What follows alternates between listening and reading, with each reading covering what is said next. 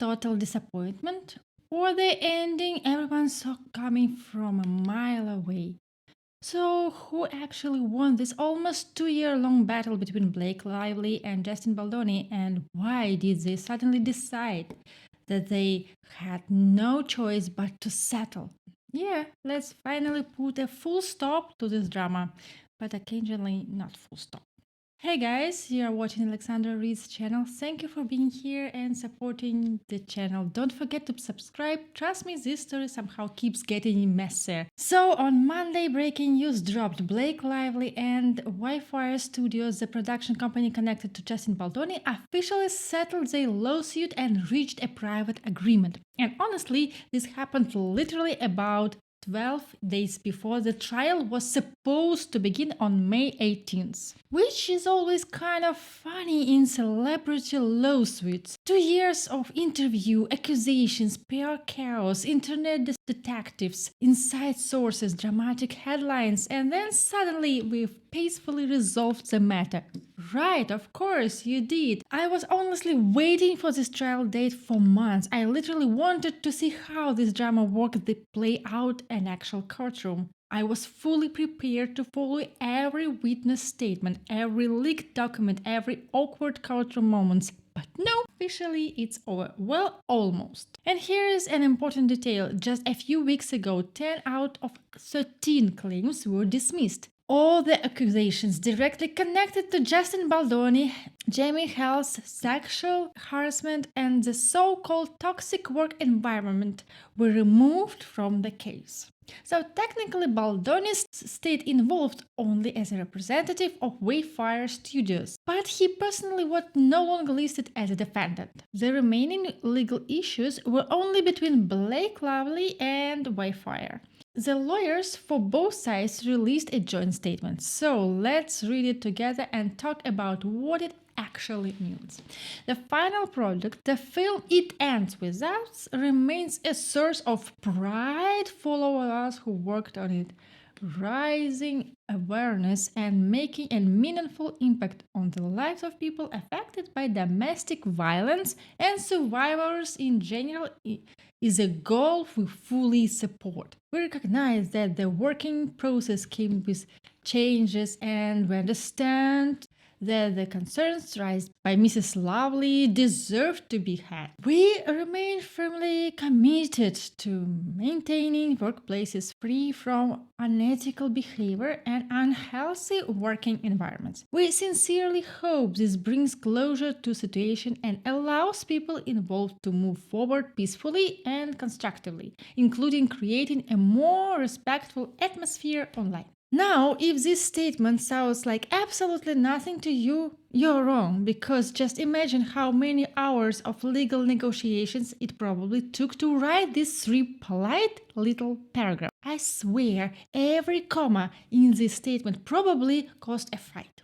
Every word was likely approved by 12 lawyers, 3 PR teams, and someone crying quietly in a conference room.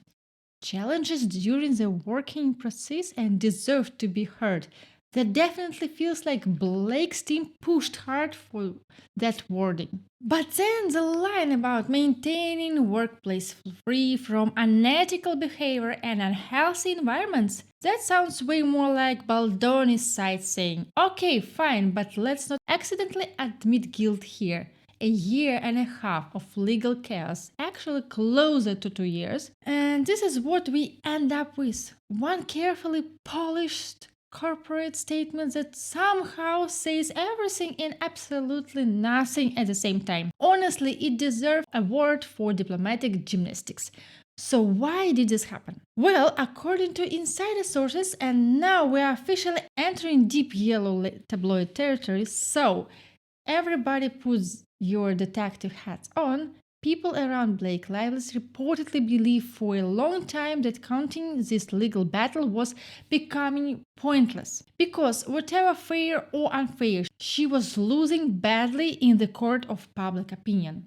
And apparently everybody knew it. Both Blake and Ryan Reynolds slowly became Hollywood's unofficial problem couple. Not officially blacklisted, of course, Hollywood never says things directly. That would require honesty. But according to the rumors, people simply stopped wanting to work with them. Sure, they could still hire people for projects. Money opens many doors. But collaboration is different. Nobody wants to voluntarily jump into a PR hurricane while smiling on a red carpet pretending everything is fine. And that's the real problem with celebrity scandals in 2026. Sometimes the courtroom matters less than the internet comments section, which is honestly terrifying. As more and more information started coming out through the court filings, things only kept getting worse. This whole situation reportedly cost Blake Lively her friendship with Taylor Swift. And honestly, that alone sounds like the kind of thing Hollywood executives fear more than a lawsuit. And we're not even talking yet about the financial damage. The legal battle itself was burning through millions of dollars. Blake's business reportedly took a hit too, including her haircare brand. Meanwhile, Ryan Reynolds was also allegedly losing money across multiple projects and business deals. And let's be real, that man has investments in everything except probably weather systems at this point. Then reports came out about the total legal cost for both sides, $60 million. Honestly, imagine spending $60 million just to end up realizing the emotionally exhausted PR statement and pretending everyone is moving forward peacefully. According to sources close to Blake, people around her had been trying for a while to find some kind of exit strategy, some way to calm this entire situation down. But apparently, she wanted to fight until the very end and defend what she believed was her truth, the image of the wrong woman standing up publicly. Critics online, though, started accusing her of trying to turn this into what they called a fake Me Too movement, using public sympathy toward women in difficult situations to gain support. But then everything changed last week, and honestly, this next part sounds like spending straight out of a Netflix legal thriller. Last Friday, new court documents appeared, and buried inside them was one of the important message. A Sony Pictures employee, Andrea Janetti, allegedly wrote to a colleague, "Call me when you can." Not urgent, but Blake asked for part of the dailies to be destroyed. "I want to explain what we are and are not going to do." And then another line. "I'll also ask Bridget to contact all vendors and request deletion of all dailies and materials with confirmation." Now, for people who don't live inside the movie production chaos 24/7, dailies are the raw daily filming materials, basically behind the scene footage and production recordings. So the second this appeared online, the internet collectively lost its mind, because suddenly people started asking the obvious question: why would anyone want certain materials deleted right before a trial? One person involved in the production reportedly even said, in my entire career, I've never dealt with a request like this on a film that didn't involve any nude scenes," which honestly does not sound reassuring. And just to clarify, because I already know somebody in the comments is about to say, "Wait, daily? What?" No, guys, dailies are not daily. Zoom meetings, this is Hollywood, not corporate PR training. Dailies are the raw, unedited footage filmed during the day. Every take, every angle, every camera recording, absolutely everything happening on the set. And you have to understand, movie production use a huge number of cameras at once.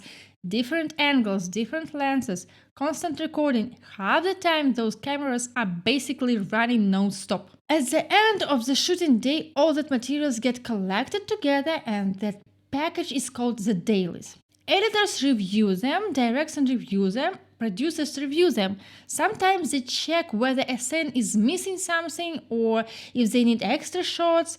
And here's the important part. Those recordings show everything. Meaning, hypothetically, if an actor was behaving completely normally on set, initiating contents violently, joking around, kissing their co-star during scenes without visible discomfort, all of that would also exist in the footage. Now, to be fair, deleting dailies is not some insane, unheard of Hollywood conspiracy. It absolutely does happen, especially in movies with intimate scenes or nudity. Because again, cameras catch everything from every possible angle, including angles nobody wants floating around forever in some hard drive. Sometimes extremely personal footage ends up there accidentally, so after production wrap, certain sensitive materials may be deleted to protect actors' privacy and avoid uncomfortable situations. But, and this is a key detail, this usually happens at the end of production, though official procedures with documentation firm the deletion. In the middle of a giant public legal disaster where everybody already suspects everyone else of hiding something, which is exactly why the internet immediately went into full conspiracy theory mode. Because once people hear the words destroy footage, common sense leaves the building at lightning speed. And now pay very close attention to the timeline here, because this is where the story starts getting really weird. Look at the date on that email.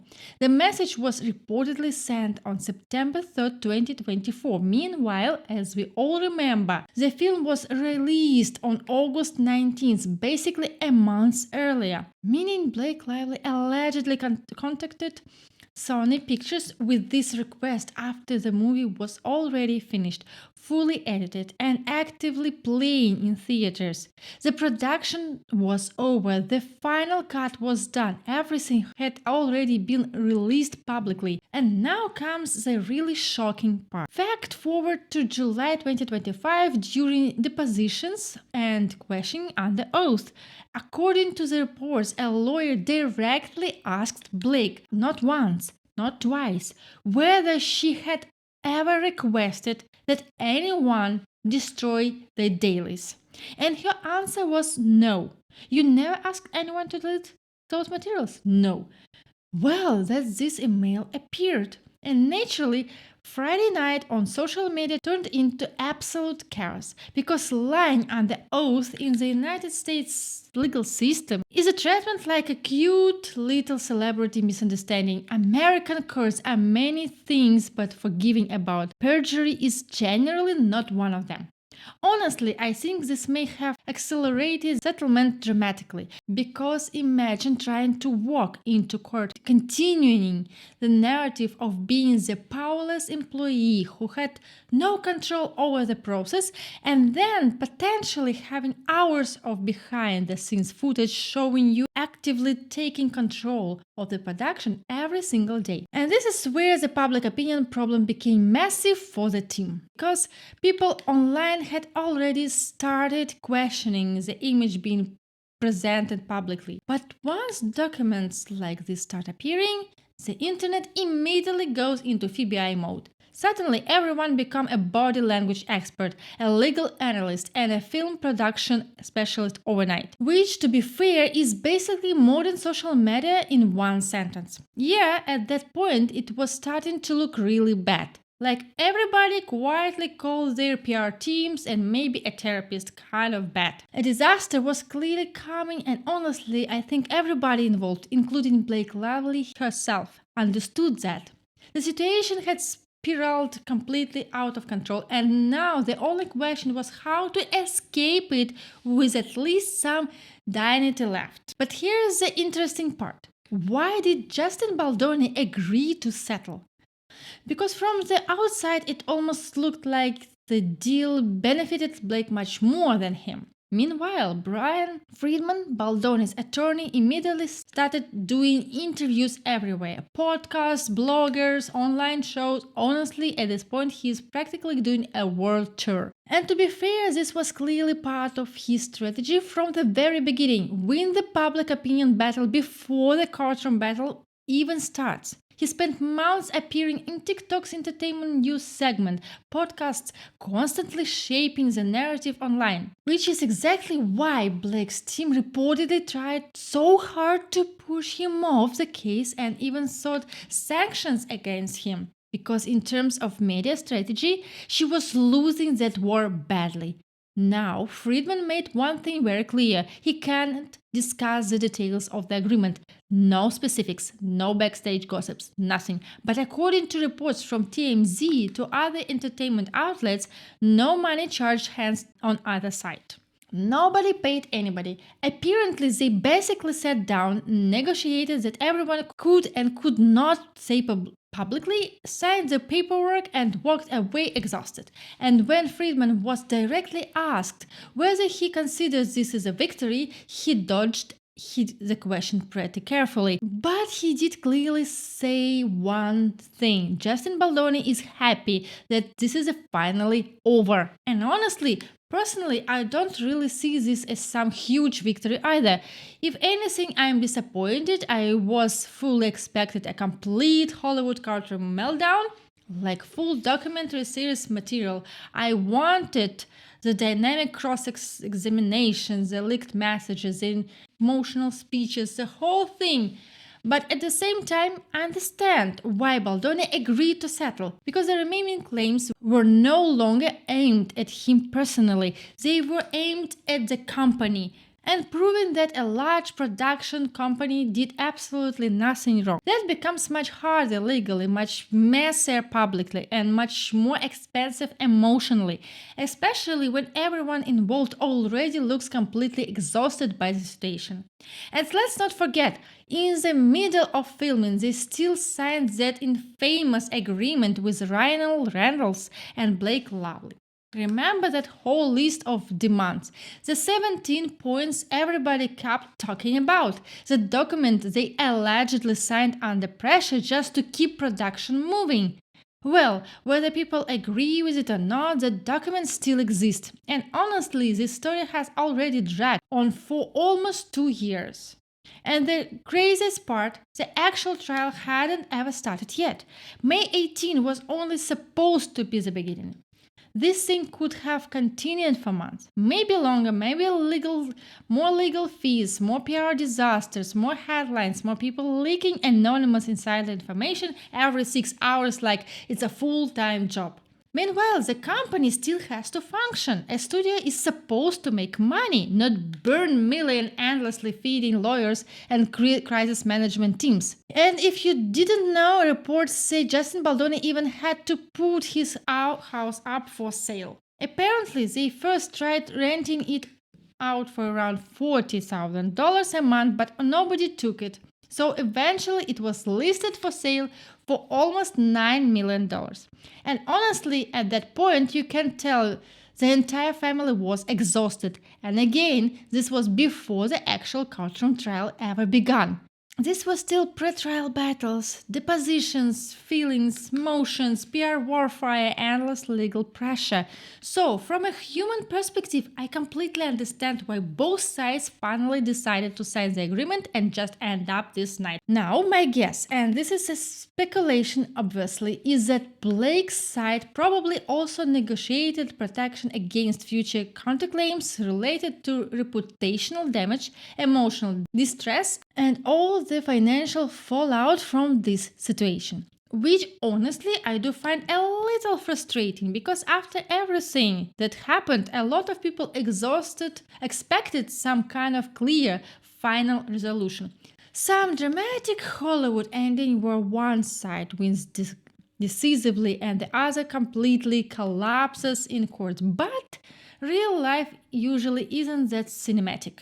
Unfortunately, still according to Bryan Freedman, one thing remained important for Baldoni's side.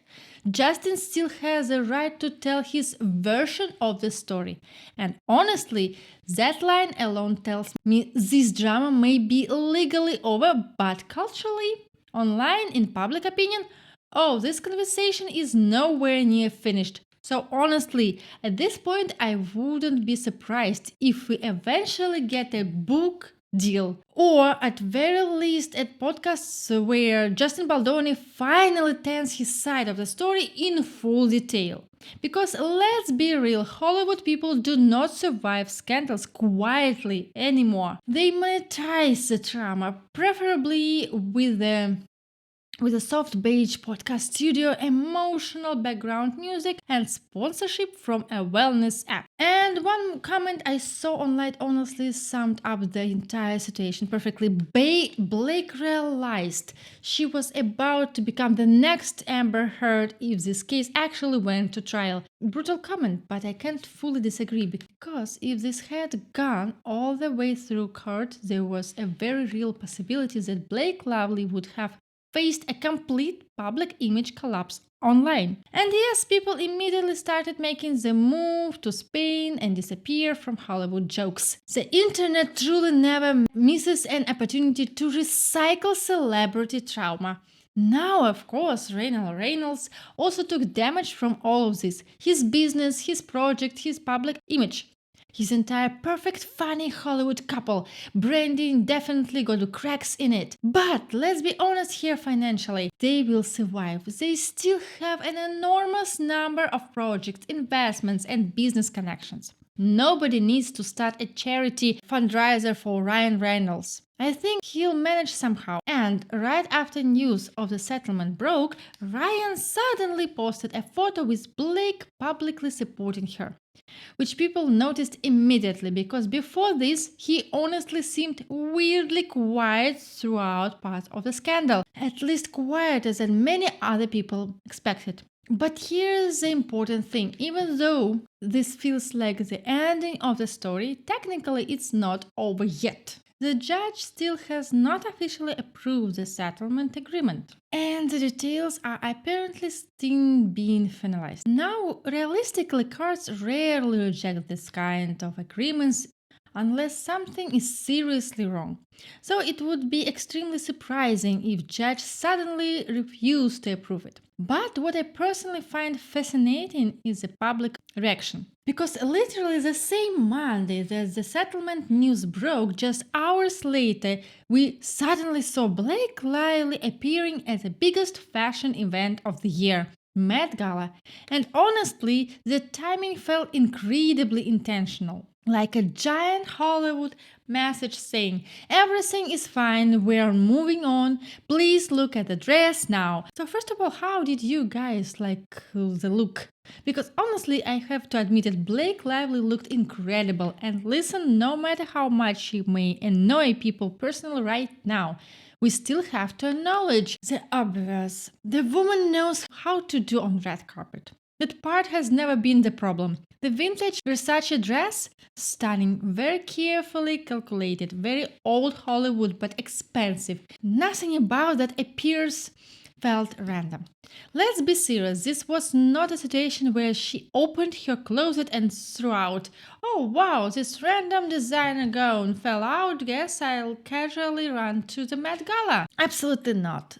That entire appearance was planned in advance. She already knew she was invited. She reportedly had a seat at Anna Wintour's table, which is a huge deal in the fashion world politics. And technically, yes, she attended as a guest, meaning she didn't personally buy a ticket. But let's not pretend these average events work on fairy dust and friendship alone. There was almost certainly a donation involved somewhere in the process, and personally, I highly doubt it was a small one. Honestly, Anna Wintour's double standards don't surprise me anymore at all. Fashion elites love talking about morality right until somebody famous and photogenic walks into the room wearing vintage couture. What surprises me more is Blake herself choosing to attend, because remember, after 10 out of 13 claims were dismissed, her representatives publicly framed the entire situation as a fight against online harassment of women.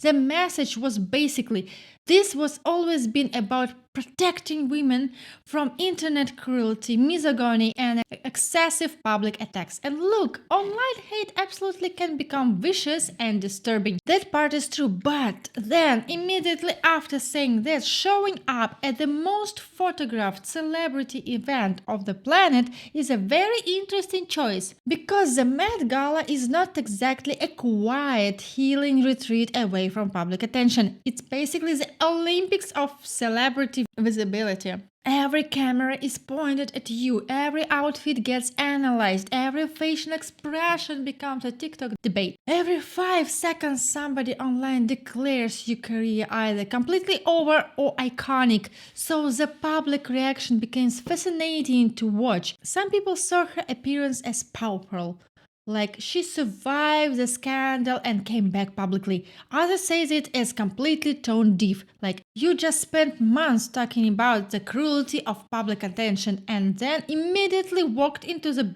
biggest attention factory on earth. And honestly, that contradiction is probably the perfect summary of modern celebrity culture. And honestly, if your goal is to avoid overwhelming public attention, maybe don't go directly to the one event on the earth guaranteed to have 10,000 cameras pointed at your face. Because that's exactly what happened. The second Blake Lively arrived at the Met Gala, the internet immediately exploded into debate. Why is she here? Is this a comeback? Is this a PR strategy? Does this mean she won? Is the dress revenge couture? Honestly, the whole thing reminded me a little bit of Meghan Markle talking on Netflix about wanting privacy while simultaneously participating in one of the biggest media projects on the planet. Celebrity culture has his fascinating contradiction where people say, I desperately want peace and privacy, and then immediately walk into a room full of paparazzi holding industrial strength camera lenses. And look at the reaction from major media outlets right after Blake appeared. The headlines instantly shifted to Blake's triumphant return. She settles the lawsuit and confidently walks the red carpet.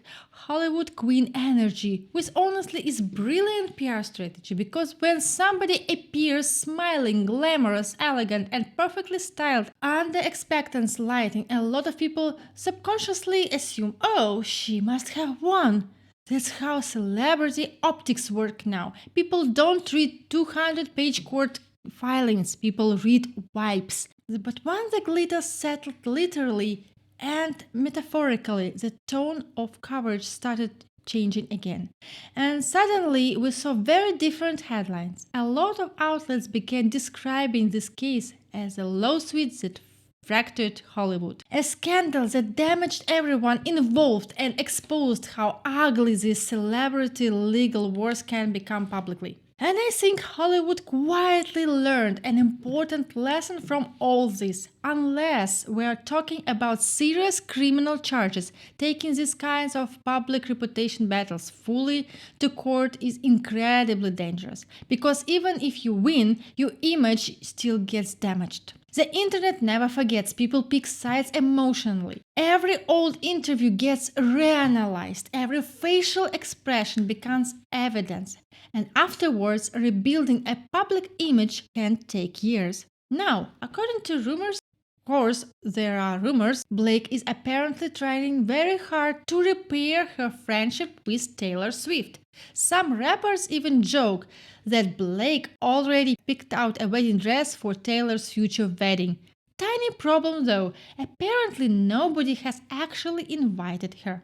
And honestly, if there's one thing Taylor Swift consistently tries to avoid, it's unnecessary scandal surrounding her carefully controlled public image. And let's be real, the last thing any celebrity bride wants at her weddings is the internet spending the entire night discussing somebody else's controversy instead of the actual ceremony. As for Baldoni, I genuinely hope Hollywood gives him another chance. And I hope Wayfarer Studios continues growing and making serious projects. Because before all this chaos, that was actually their focus: meaningful films, social topics, character-driven stories. And honestly, after 2 years of lawsuit, PR disasters, and internet warfare, leaked messages, conspiracy theories, and enough drama to power 3 Netflix documentaries, I think everybody involved probably just wants silence for 5 minutes. I genuinely hope Justin Baldoni can eventually leave all of this behind. For himself, for his family, for his kids, and honestly, I hope he understands that in the eyes of a huge part of the public, he's the one people believe came out ahead in this situation. At least let justice exist somewhere, because otherwise this whole story starts feeling incredibly depressing. Powerful, wealthy celebrities create chaos, everybody else gets emotionally destroyed, and then the rich go back to attending fashion galas and drinking champagne under soft lighting. And honestly, this could have been such a perfect ending for a YouTube video. Dramatic conclusion, final thoughts, fade to black, tiny problem solved. This story still isn't over. Not even close. And now I literally have to record an extra update. On May 7th, representatives for Blake Lively released another official statement. So let's read this masterpiece of legal PR language together. This settlement represents a complete and unconditional victory for Blake Lively by agreeing to this resolution and waiving their right to appeal. Justin Baldoni and each individual defendant now accept responsibility for abusing the legal system in an attempt to silence and intimidate Mrs. Lively. And honestly, the wording here is fascinating, because remember, this was supposed to be a mutual settlement where nobody officially paid anybody and both sides moved on peacefully. But Blake's team immediately framed in publicity as she won completely. The statement continued by acknowledging that Mrs. Lively's concern deserved to be heard. The defendants have permanently ended the false narrative that Mrs. Lively fabricated allegations of sexual harassment and retaliation. Now, this is exactly why I said the story is far from finished. Because the second this statement came out, the internet immediately exploded again. Supporters of Blake started saying, "See? This proves she was right all along." Meanwhile, Baldoni supporters were furious, arguing, "Wait a second, if this was a neutral settlement, why is one side publicly declaring total victory?" And honestly, that's the problem with celebrity legal statements in the social media era. The courtroom may close, but the PR war never ends. Now every sentence becomes part of the narrative battle. Every statement gets dissected online like it's evidence in a conspiracy documentary. And both sides keep trying to control public perception even after the legal process technically stops. Which means, unfortunately for all of us who wanted peace, this saga still has enough material for at least 3 more podcast episodes and probably another 20 TikTok series by tomorrow morning. From day one, Blake Lively's mission was clear: to expose and hold accountable those who use smear campaigns and retaliatory lawsuits as weapons to intimidate survivors into silence. That was a statement released by Michael Gottlieb and Escrow Hudson, Blake's legal team. And honestly, can you even believe this situation anymore? Because the entire point of a settlement agreement is usually very simple: end the conflict, close the case, stop the public war, and move on. But what's happening here feels completely different. To a lot of people online, it looks like Blake agreed to settle specifically to avoid going fully to trial, where even more damaging information could potentially become public. And then, immediately after signing the agreement, the PR battle starts again. Now her team is once again publicly attacking Justin Baldoni in the press, while also continuing to pursue other legal claims that technically still remain alive. So, what's happened? Why this reaction? Well, according to online discussions and media commentary, Blake's team reportedly expected a massive wave of public support after her appearance at the Met Gala. They expected the big, triumphant comeback movement, the glamorous Hollywood survivor returns stronger than ever narrative. But instead, the reaction was mixed, very mixed. A lot of people simply didn't see her appearance as a victory tap. Instead, they saw something strange and uncomfortable because, from the public perspective, the sequence of events started looking like this. First, you file a lawsuit. Then, allegations appear suggesting that you may also have behaved badly behind the scenes. Most of your claims get dismissed. Your reputation starts collapsing publicly. Then you suddenly settle before trial. No money is awarded. Potentially damaging evidence never fully gets explored in court.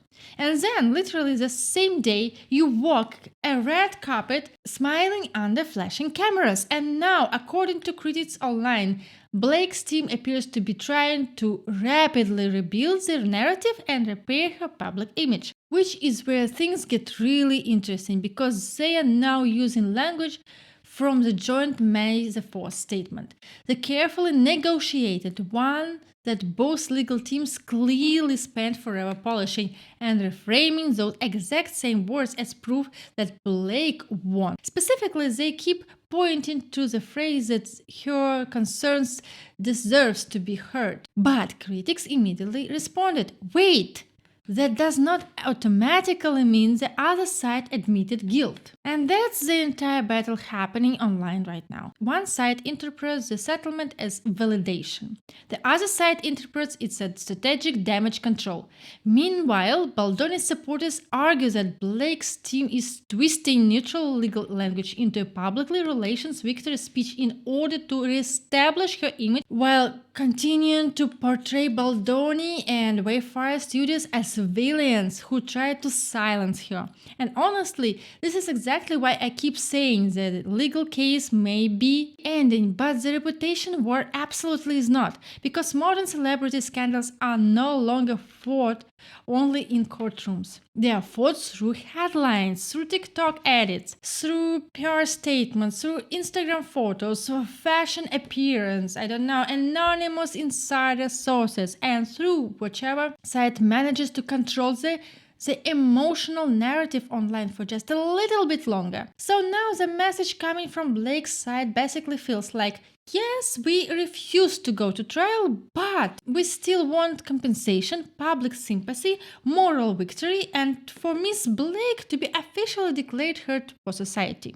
And honestly, at that point, people online started asking the obvious question. Then why not to go to court? Seriously, if your side truly believes the evidence was overwhelming in your favor, why not present everything to a jury? You already spent millions of dollars on lawyers, PR teams, filings, experts, consultants, and public statements. Why stop right before the finish line? And this is exactly why so many critics believe Blake's team was ultimately forced into statement negotiations. Because yes, there was always a very real possibility that Blake Lively could lose publicly and legally if the case fully reached trial. Honestly, many people online believe the probability was huge, which is why a lot of observers argue that the initiative for settlement actually came from Blake's side. Now, here's where the technical legal detail becomes important because people online keep mixing up the lawsuits. When Blake originally sued Justin Baldoni, Baldoni later filed a countersuit. And ironically, that countersuit is what opened the floodgates publicly. That's how so many court documents became visible. That's how people started reading text messages, production details, legal filings, timelines, and Baldoni's version of events in the first place. But then that countersuit was dismissed. And here's the key reason why. Under a relatively new California law, reportedly passed only in 2024, a person accused of harassment cannot easily respond with a defamation-style retaliation lawsuit if the courts believe it could discourage future victims from speaking up. Basically, the law was designed to prevent people from using massive legal retaliation to scare accusers into silence. Which means Baldoni's countersuit faced a much harder legal environment from the beginning. Now Blake's side is reportedly demanding legal fees, financial compensation, and damages related to harm to her businesses and reputation. But critics online immediately responded with, Your reputation was damaged mostly by the public reaction to the case itself, and honestly, there's a central conflict now. One side sees Blake as a someone unfairly targeted and harassed online.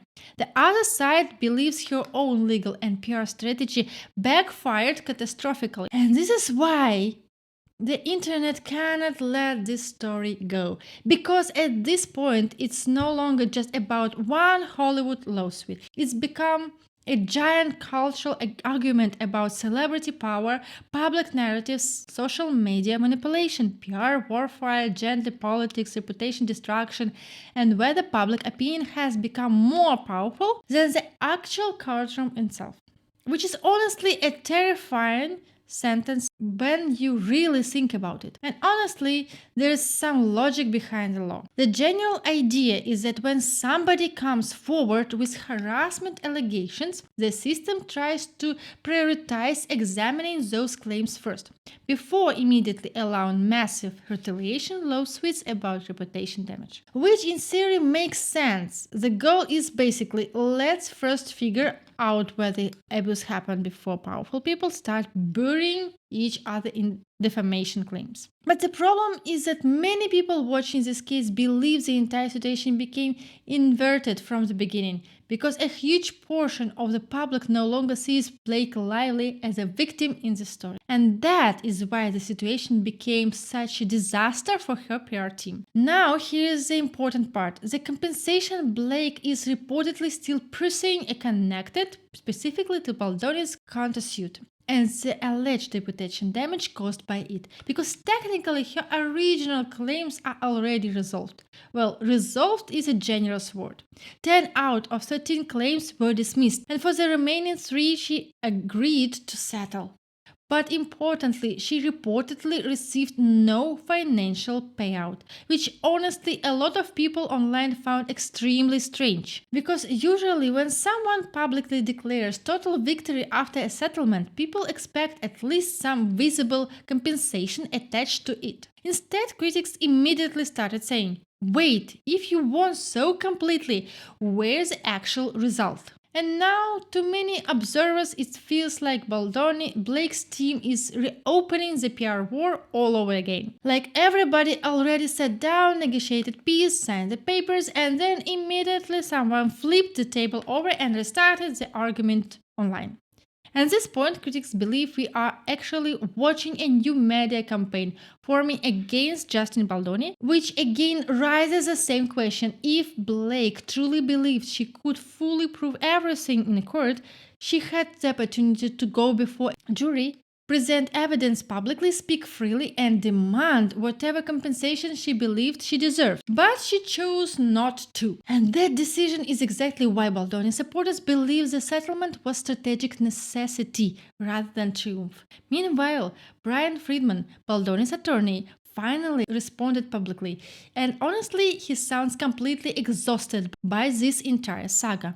According to reports, Freedman basically argued that Blake's side is now trying to hide a loss, reshape the narrative again, and manipulate public opinion one more time throughout the media cycle. And apparently, Baldoni's side has already asked the judge to dismiss what they consider to be more unnecessary legal maneuvering. Which means congratulations to everyone involved.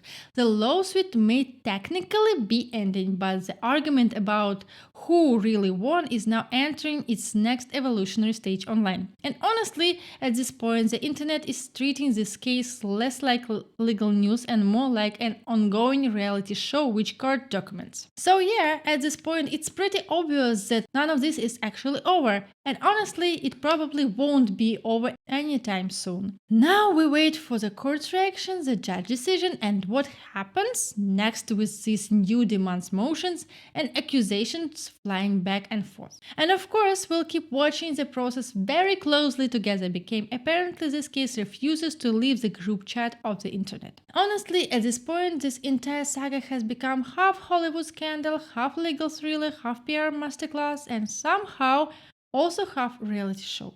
And yes, that is for house. That's the emotional state that lawsuit have put us in. So let's see what happens next, and as always I'll be waiting for you in the comments because I already know the discussions are going to be absolutely chaotic. Thank you guys so much for watching, and bye bye, see you next time.